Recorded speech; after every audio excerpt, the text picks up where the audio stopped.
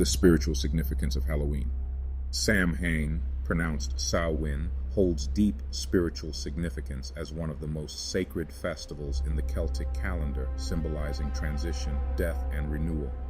It marks the end of the harvest season and the beginning of a dark and cold winter, traditionally celebrated from sunset on the 31st of October to sunset on the 1st of November. During Samhain, the veil between the physical and spiritual worlds is believed to be at its thinnest, allowing communion between the living and the dead. Now, for those who practice ancestor veneration, this is a night that communication with your ancestors and past loved ones is at its strongest, but you have to be mindful and wary because dark entities will be roaming.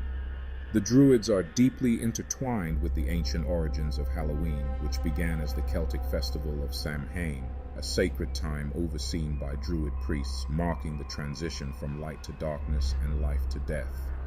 This day also marks as the most important day of the year for witches and Satanists, and is referred to as the Devil's Sabbath.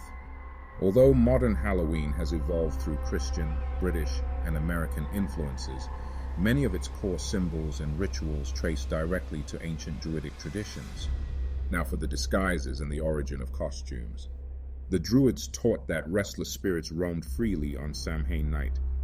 To ward off or confuse these spirits, people wore disguises made from animal skins and masks, marking the earliest version of Halloween costumes. Villagers also offered food or treats to wandering souls to appease them, a practice that evolved into trick-or-treating centuries later. But in all honesty, none of it worked. To assume that these entities would be fooled by such a ruse is bodacious. If anything, I can promise you it attracted them. The Halloween decorations on your homes act as an open invitation to these dark spirits, like an altar for the damned. To think that it's harmless is the goal, to trick you into participating in a grand ritual for these dark entities, securing an anchor on this plane, which will allow them to remain here indefinitely, and nothing good will come of that. Now, what can you do to protect yourself?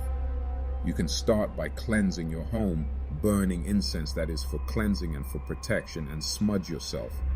You can also use crystals for protection, like tiger's eye and or black tourmaline, for example. Talismans are good also, make sure they are cleansed. And finally, prayers and affirmations. Psalms 7, 10, and 17 is good for protection in general. And Psalms 12, 28, 64, and 121 for protection against the wicked. If you're unsure, the best practice is to not participate.